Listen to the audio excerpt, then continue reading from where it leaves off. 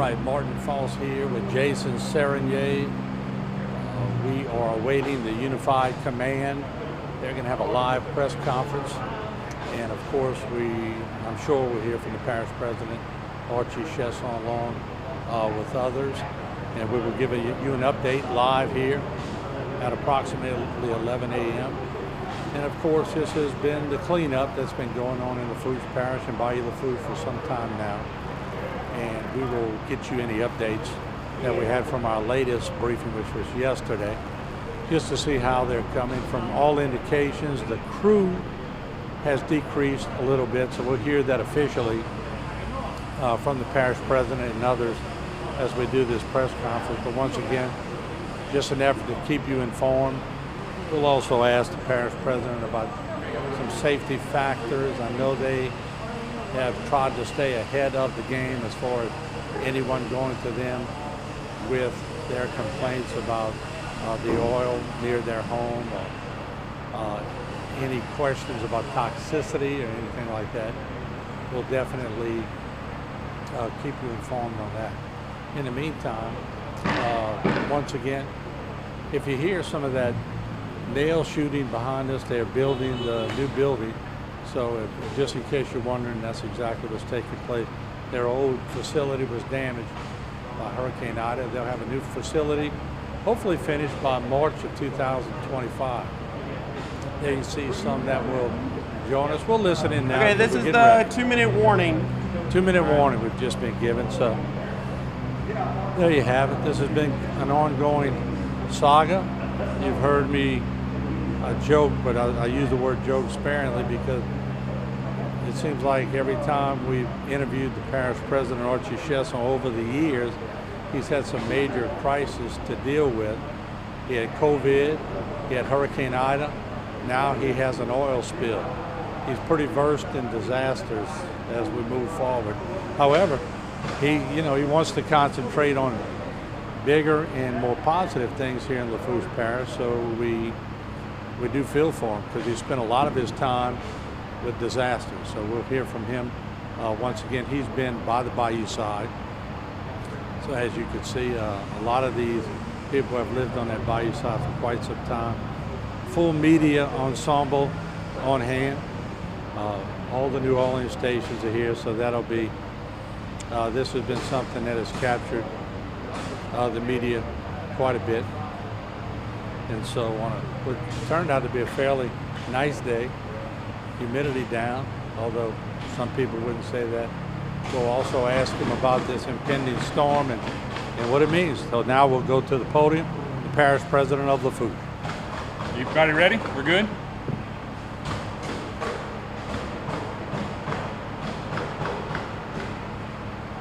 Everybody clear? All right, everybody, thanks for being here with us again this morning. As a reminder, my name is Archie Chesson. I'm the parish president here in Lafourche, joined by Mr. Mike Smith of Crescent Midstream, the responsible party for the spill.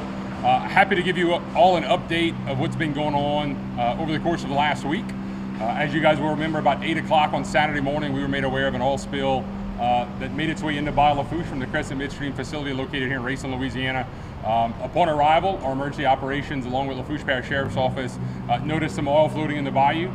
From then, we were made aware that Crescent Midstream was the source point of the leak and began to work with them on the cleanup operations. We're joined also today by EPA out of Region 6 in Dallas, who's the federal on-scene coordinator, as well as the Louisiana Oil Spill Coordinator's Office, who's the state responsible on-scene coordinator. Made up of those two entities, Crescent Midstream is the responsible party and Lafourche Parish is the local on-scene coordinator. We've been a part of the unified command structure over the last couple of weeks, or the last couple of days.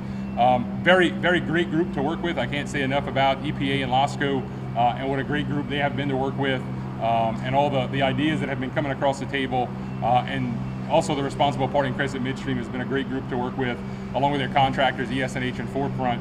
No matter what we've asked for, they've been on the ground with us, whether it was protecting our drinking water source, or Bayou Lafourche is kind of the cultural hub for us here in Lafourche Parish. All been a great response overall.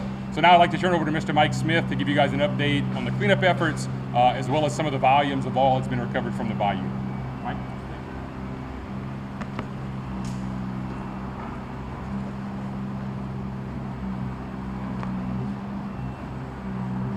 Thank you, Mr. Parish President. We appreciate very much the level of cooperation, not only from the parish, but also from the Unified Command structure that, as Archie said, was stood up very promptly on Saturday morning.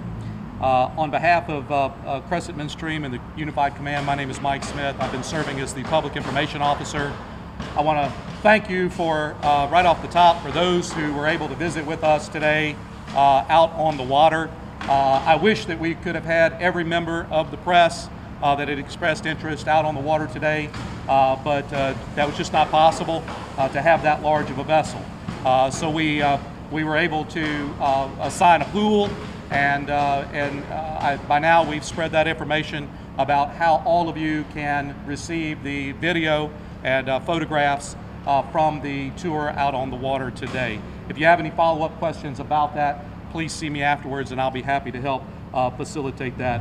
Our thanks to those who were able to join us out on the water today. It was my first opportunity to be out on the water of Bayou Lafourche since Saturday. I'll give you my impression about what I saw, and I can say that Bayou Lafourche is in a much better place today, 1 week after the incident, than it was back on Saturday. The amount of progress that the workers have made is outstanding. Having said that, there is much left to do. And I want you to take away from today's press conference one thing in particular, and that is we are not finished. There remains a significant amount of work to do along the shorelines.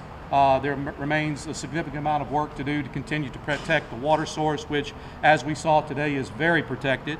And I think that you will see over the next few days a transition of sorts as we right-size the number of workers and the number of vessels to suit the amount of remaining oil.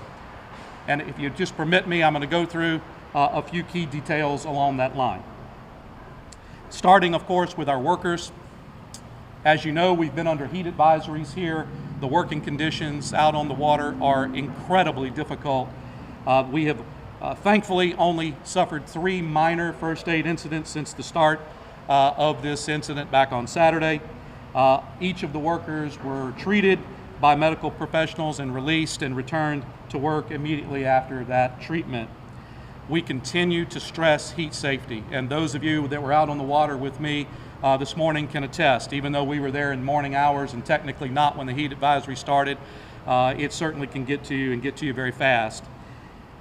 I wanted to also stress to you today that with the onset of school and the return of teachers to school in Lafourche Parish, particularly to Central Lafourche High School, that we are providing proactive, ongoing air monitoring between the hours of 6 a.m. and 6 p.m. In the proximity of the high school. We have no reason to believe that there are elevated levels, and indeed data show that those levels are normal, but out of an abundance of caution, to reassure the teachers and students who will be returning shortly, and their parents, of course, we took that proactive measure. The total volume of liquids recovered as of yesterday afternoon in Bayou Lafourche is approximately 1,300 barrels.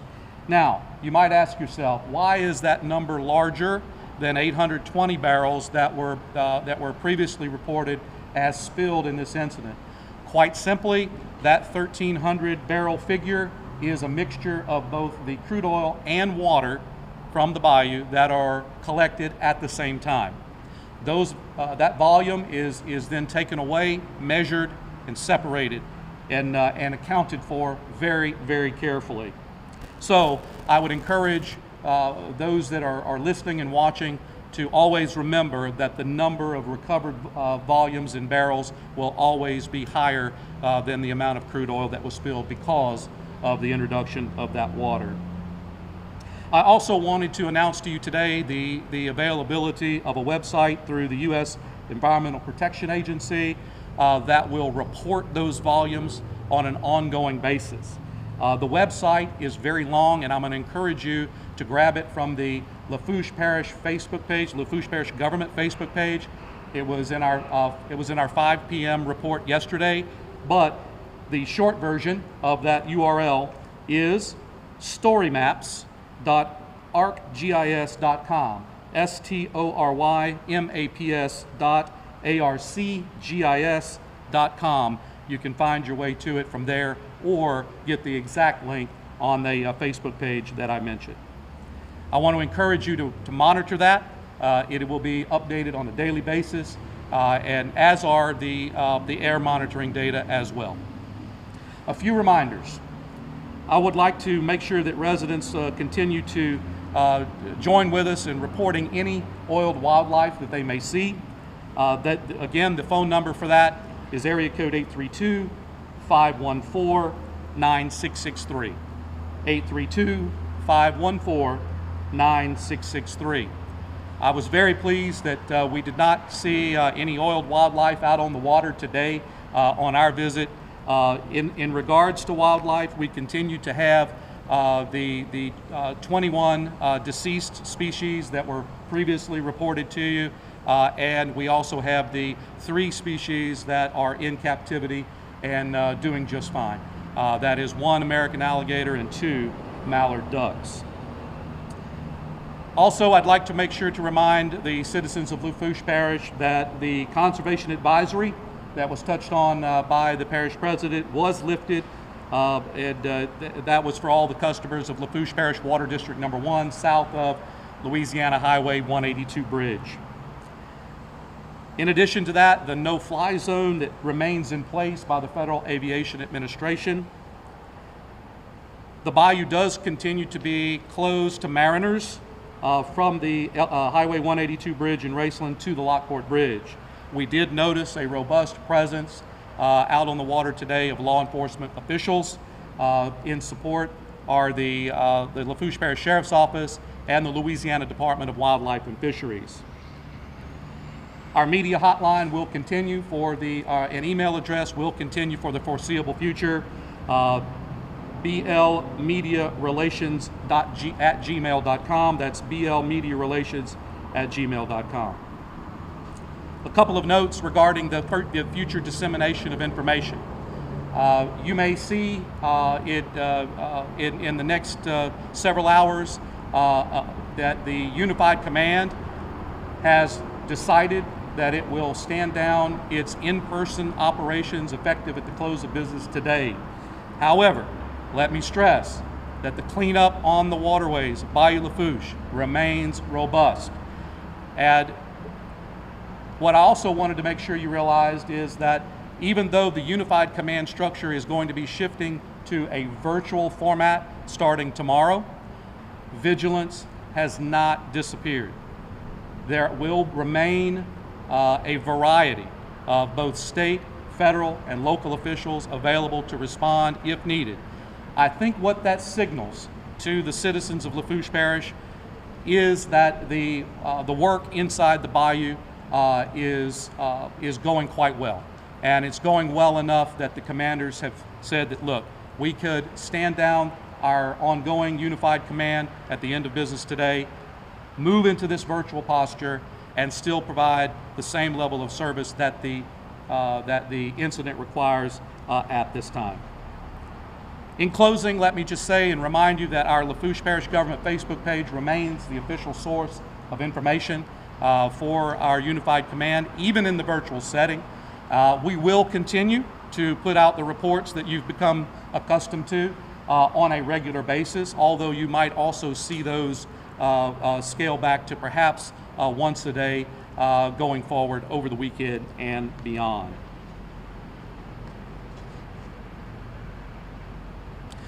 Also, before we take your questions, I'd just like to commend again the workers, not only those that are on contract here with ES&H, all of the folks at the Unified Command structure who have given of their time, in many cases 24/7 since last Saturday.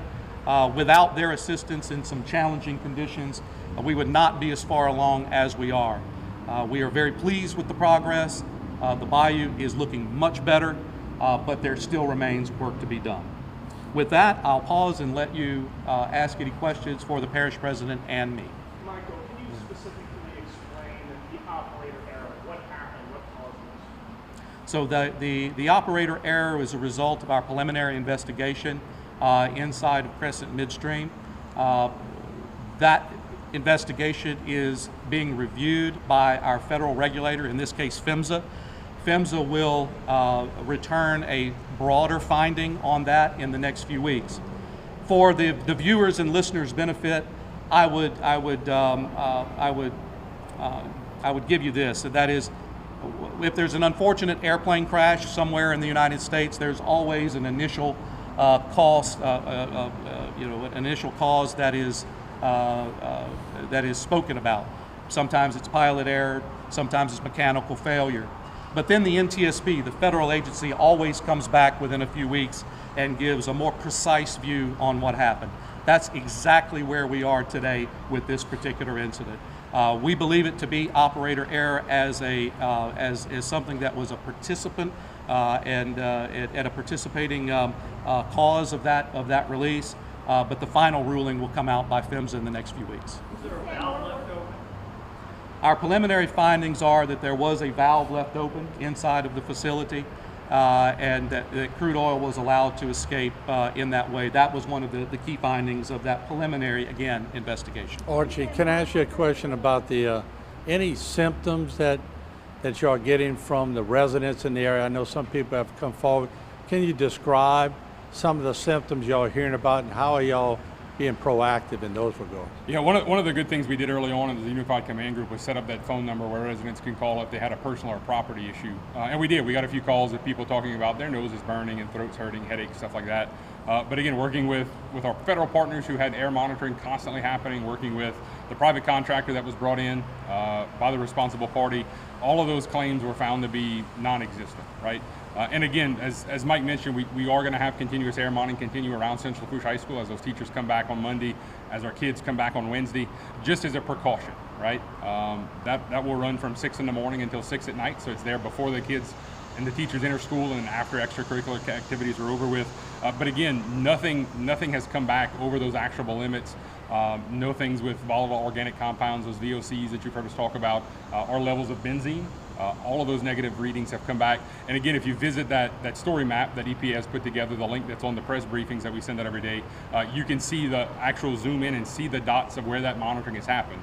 So if you had a particular issue where you thought something happened around your home, you could zoom in and there's probably a green dot or a green square, whether it was EPA's contractors or the private contractors. But a lot of those things have been found to be zero levels. Mr. President, can you give us your impressions of what you saw this morning on the boat? Yeah, look, in the early days, there was a lot of oil on the bayou, right? I don't think there's any doubt between the video footage that you guys have all seen and saw in the first few days. But I will say the amount of oil left on Bayou Lafourche is minimal, right? A lot of what you're seeing now is the oil that's left in the vegetation that's going to have to work its way out through flushing operations and through just Mother Nature, right? As we see cycles in Bayou Lafourche come up and down, that stuff is going to wash out. As the ES&H crews continue to work their way south through the impacted area, they're going to do that copious flushing and you're going to see it come out. And that's something that I think, as Mike alluded to, is the reason nobody's going anywhere. We know that there's still some pockets left. We know we're going to see some of that flushing happen. So the maintenance operations are going to be here for a while. And I'm happy about that. Is it still hard to say with a timetable on how long it'll take? And could you answer, I know you said more workers are coming. Is it a certain estimate of workers that will be coming to take over? The question was about the number of workers out on the bayou. We are confident that the initial surge of workers that were brought in and at one point numbered close to 160 at its height, that those workers have completed their initial task, which is to retrieve most of the oil. These would be individuals that would be on some of the larger vessels that you might have seen, the Marco skimmers, the drum skimmers. As Archie mentioned, now that most of the crude oil is entrained in some of the vegetation, that response looks a little bit different. And because of that, the number of workers that are needed for that is less. And obviously, the fewer workers that we have to have out in this heat and in harm's way in that regard, the better. But certainly, the level of work has decreased because we have gotten ahead of that cleanup. So I think what you'll see is a declining number of both workers and vessels, and again, over time.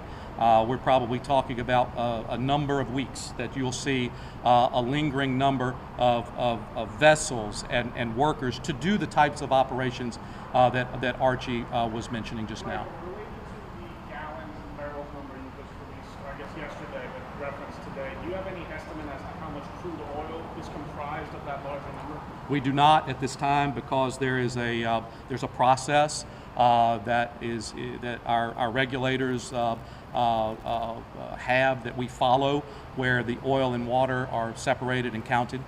So that is a number that we will have over time. Right now, the process is to skim and to retrieve as much crude oil as possible, as quickly as possible, but to get that into containment and go off and start that process that I just mentioned. If that storm they're predicting now moving into Florida would shift further west, what does that do to the whole cleanup situation? You know, we will certainly monitor it as a unified command. We will be watching that very, very carefully. Of course, our hope is that we'll remain storm-free here in Lafourche Parish. But you know, should a storm come, I can assure you that the unified command will take that under consideration and make the right decisions in the interest of safety, again, for the mariners that are on the water, that are a part of the cleanup. It's probably a little early to speculate. I know that you know, they're monitoring it right now, but the fact that it seems to still be a little ways off and a little more unknown about what's going to happen with that storm, you know, our focus remains right here on this waterway today. Michael, can you walk us through specifically which employees or how is that valve supposed to be closed? Where was the disconnect there? Now, all of that will come out in the final investigation with PHMSA. I'm not in a position to get ahead of their investigation, which they are commencing. The PHMSA regulators are on site and have been on site for several days. So I would defer those questions to them about their process that they will follow and their timeline.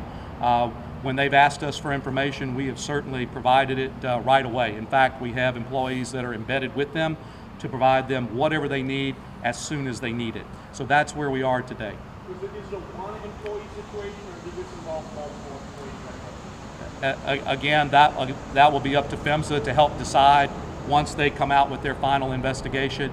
We're assisting them in every way possible to understand exactly how this, you know, went wrong and how we were able to discharge this water and crude oil off property. Michael, can you speak to the shutdown of the Crescent Midstream pipeline, how that's affecting your customers to points north? So the PHMSA did order that both pipelines at the Raceland pump station be shut down out of an abundance of caution. Back on Monday, the company provided a restart plan for one pipeline that was not a part in any way. In fact, we call it the unaffected pipeline, if you will, that was had no role at all in this particular incident. And we await their concurrence on that plan. I understand that it's under review, and we anxiously await their answer. To your point, you know, we understand that the needs of the needs of Louisiana for energy are robust, and likewise we know empirically that this pipeline in particular plays a very significant role in the energy security of our state, and we're watching that very, very closely. At present, we have no immediate concerns, but should it linger any longer, then we'll need to take a closer look at that. So again, it affects the entire supply chain, because obviously if you have a significant artery such as this pipeline that is shut down, it affects either end of the system. Is there any concern about the affected pipeline with regards to safety or threat? When you start saying pipeline, you wonder, is that compromised? No, that's an excellent question. The question, for those of you that might not have been able to hear, was about the affected pipeline. Because we're looking at one as affected and unaffected doesn't mean that the affected pipeline leaked. In fact, we know that it didn't. and our focus remains on the tankage, the valve that was spoken of a minute ago, and that operator error, which has all again been turned over to PHMSA for their review, and we await their review of that. To clarify on the unified command, you said in-person operations are shut down. Does that mean the unified command is disbanded, or is it just operating remotely, or can you explain that a little more? The unified command is not disbanding. The unified command is moving into a virtual structure starting tomorrow. The reason for that is that the unified command believes that that's a right size move for where the oil spill is at this time. I think what that really demonstrates is that where they are satisfied as commanders of the progress that's being made for the last week, that level of vigilance, as I mentioned, absolutely continues, and they will be available on a moment's notice to return if need be. But for now, beginning tomorrow, that will be in a virtual stance, which we look at as a good signal of the level of progress being made. Related to the gentleman with EPA, I don't know if you're in a position to answer the question, but what role is EPA playing particularly when it comes to I can answer that for you if you like. On behalf of the Unified Command, I'll be happy to answer that question, which was, if you couldn't hear it, the role that the EPA provides. This is a really terrific opportunity for the citizens of Lafourche Parish to understand and see firsthand how a Unified Command structure works. Standing behind me are what we call our three pillars. You have the United States EPA, which is our federal on-scene coordinator. You have LOSCO, otherwise known as the Louisiana Oil Spill Coordinator's Office. They fill the pillar role of the state on-scene coordinator. And then, of course, you've met and know very well Archie Chesson, who is the parish president of Lafourche, representing the local on-scene coordinator. The three pillars of this response are absolutely pertinent because it allows for direct, consistent, timely, and accurate decisions to be made inside a room with concurrence from all parties. And I think that's one of the reasons why, and I was asked this earlier, how have you been able to move so quickly toward cleaning up the oil in the first week?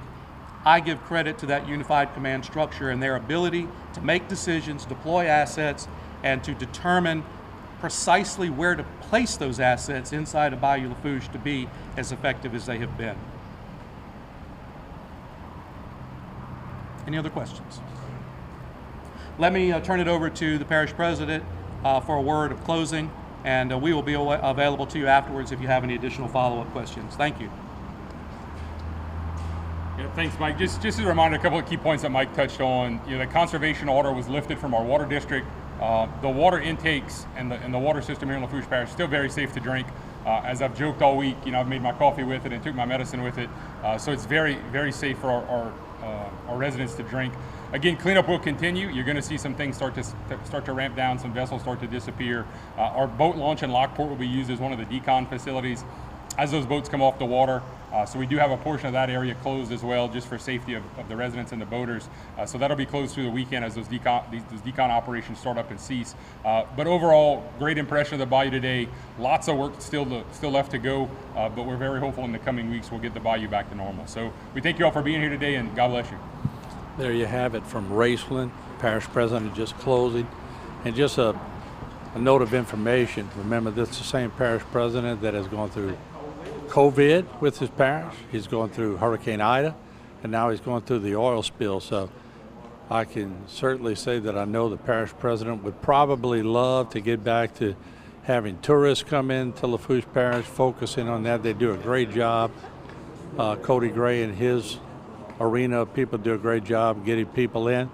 But I know the parish president would like to focus more on things associated with the positive side of Lafourche Parish. So with cameraman Jason Serenier, we're going to leave you from racing. We'll keep you updated as more information comes in. And we appreciate you joining us. And we'll see you on a later version of Bayou Time. I'm Martin Foss once again with cameraman Jason Serenier. So long.